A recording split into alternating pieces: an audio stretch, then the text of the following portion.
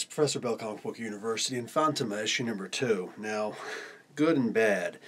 The Chapter House Comics Canadian branch of Comic Book Company, they don't like the idea of putting out digital at the same time as their physical copy, which is for the most part fine. The problem is I do most of my comics digitally.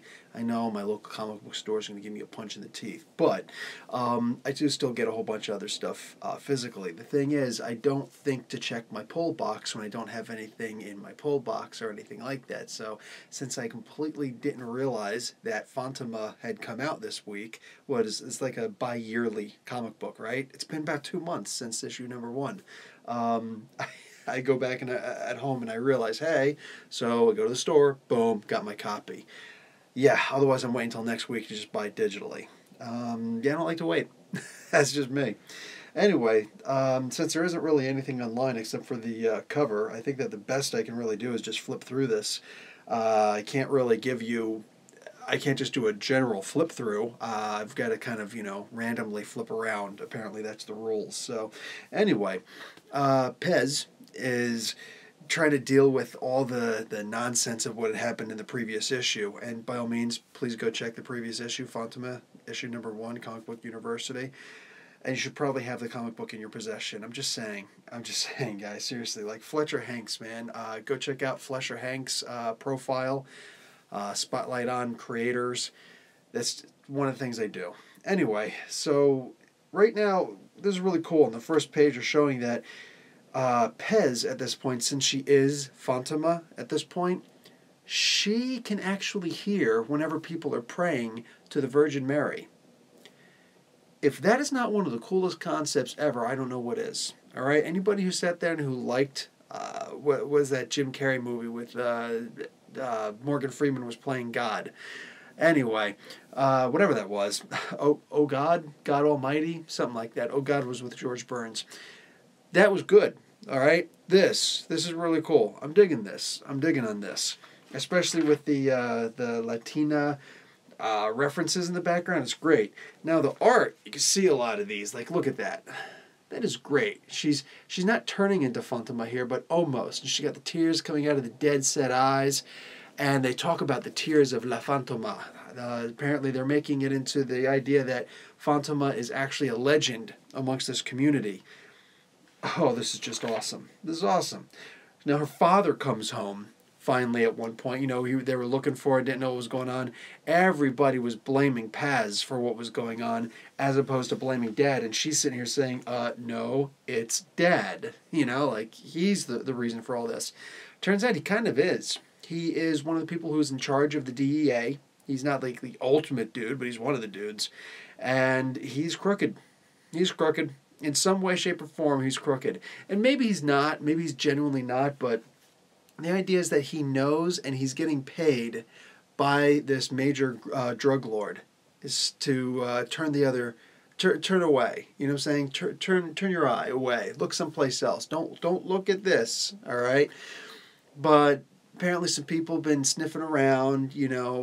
People showing up knocking. All sorts of crazy things, and the drug cartel leader, he's not having it. He's not having it. So he kidnaps the daughters. He actually admits, I have your daughters. All right? Whether it's true or not, there's so much about this comic that it's hard to really understand. That's one of the actual appealing aspects of this, is that there is so much mystery. Now, this could go bad.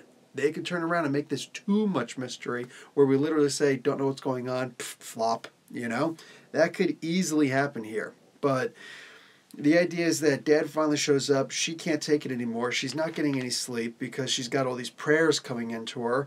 And, it's rough. Well, it turns out it's not just her sisters who are missing. It turns out there's some other people missing, too. A lot of kids have gone missing. They've been kidnapped here.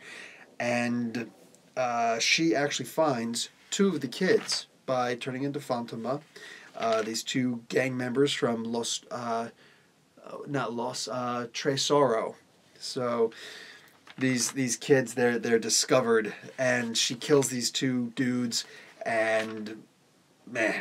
So of course, what do? Everybody's like, oh, she's actually Fantomah? Okay, well then we're gonna kill her.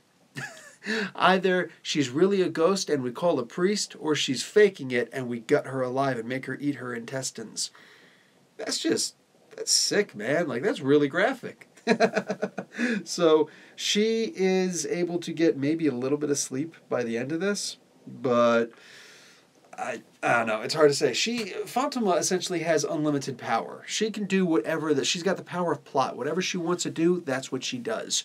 So there's that. But at the same time, this version of Fantomah is a human, and she has a human side. Can she be killed in her human side? Don't know. I bet you they're going to show that she can be hurt. But the trick is she's got a family. Now, maybe Fantomah can raise people from the dead. Who knows? But in the meantime, she doesn't want her family hurt, kidnapped, damaged, scratched in any way. This side up, make sure the proper air holes are in the fragile container. So I'm liking this comic. I'm really liking this comic. I'm going to give it, here it comes, a B. Professor Bill, if you like the comic, what's going on? Because I don't feel like waiting 2 freaking months for a comic book to come out. Epic fail. All right? I don't want a comic book to come out 6 times a month. Too many of us are complaining about Marvel. DC's got most of their comics, it seems, coming out bi-weekly. So what's going on over here? Bi-monthly. Bi-monthly. All right? Twice a month they're coming out. Every 2 weeks they're coming out. Marvel's got a couple that's happening with. Avengers, No Surrender, and a whole bunch of other things are going to start coming out bi-monthly. So bi-weekly?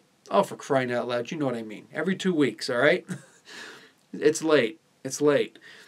The idea is something like this coming out, what is this? Is this going to be 6 times a year? That's epic fail, man. That can't be the case. It can't be the case. They're going to have to start putting out the comic a lot faster because honestly, especially since I got physical copies now, I can't even just go online and take a look at what's going on and then flip back and figure it out. No. I've actually got to go back and open up my comic book or at least listen to one of my reviews again and find out, okay, what just happened in the previous issue? Because guess what?